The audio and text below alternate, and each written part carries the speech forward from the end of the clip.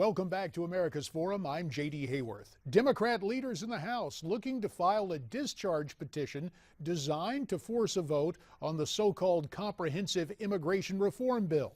The Congressional Budget Office estimates that the proposal known as H.R. 15 would slash the deficit by $900 billion over 20 years. For what it's worth, I have my doubts. So do a lot of my former colleagues in the House. The likelihood slim that House Republicans will go along with it, even though a lot of them are saying to the Chamber of Commerce and other groups they favor reform and they certainly would love to reduce the deficit.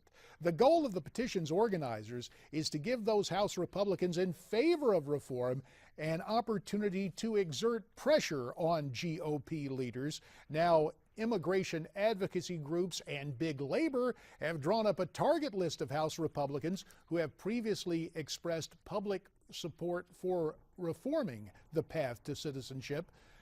Included in that group, David Valadao, Jeff Denham, Ileana Ros-Lehtinen, Joe Heck, Daniel Webster, Aaron Schrock, Mike Kaufman, Cory Gardner, and Kevin McCarthy, who is the third-ranking Republican leader as the whip, representing a lot of Latino voters. Here to talk about this new strategy and the whole immigration debate, we're so pleased to welcome the CEO of Zogby Analytics, John Zogby. John, thank you for your time as you join us today from Newsmax TV, New York.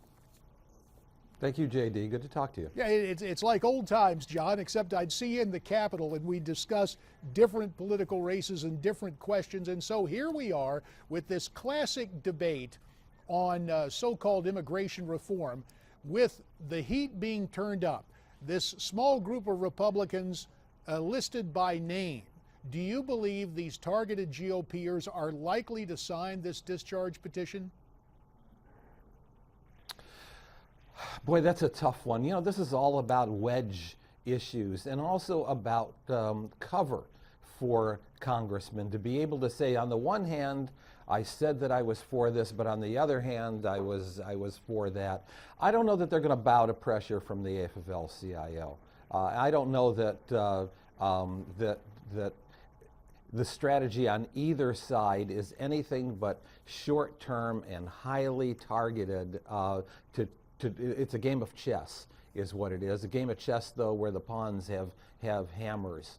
In this case, the special interest groups, and so a tough call.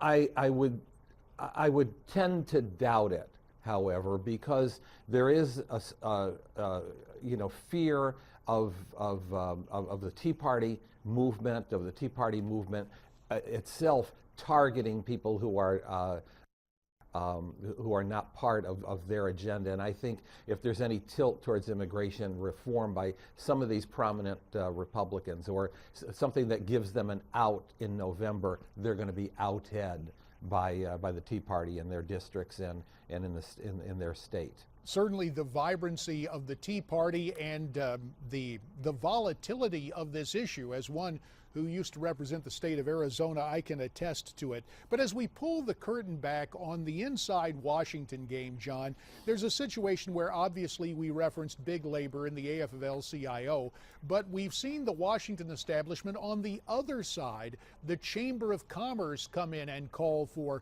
comprehensive immigration reform. John Boehner is on again, off again.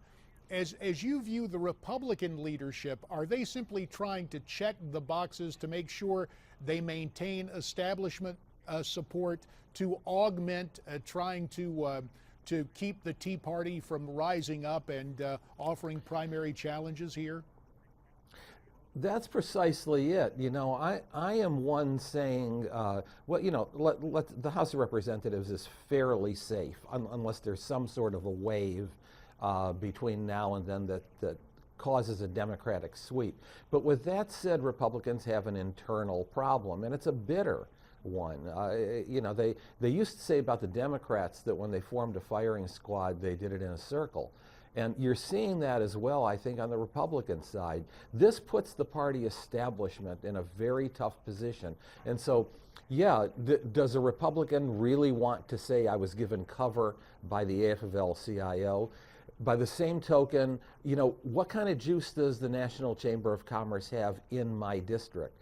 Ultimately, when I'm running for re-election, it's all about who's in my district, who are the most intense voters. Is there a reason for any of those voters to come out either to vote against me or my base to not show up and vote at all? And what's the local newspaper going to do?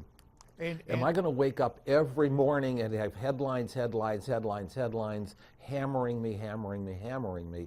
Those are the considerations that these guys and gals ultimately have to face. John, you have taken a look at so many different issues and seen the way arguments have developed.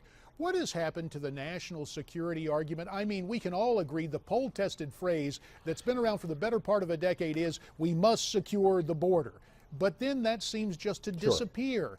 Sure. And we get all this talk about bringing in either tech workers or farm workers or low skill, low wage labor. What's happened to the security issue in all of this? I think the security issue is a given. Remember, not all Americans live on the borders or near borders, although, you know, you do have strong influxes, some degree, of illegal aliens or undocumented workers in communities throughout the country.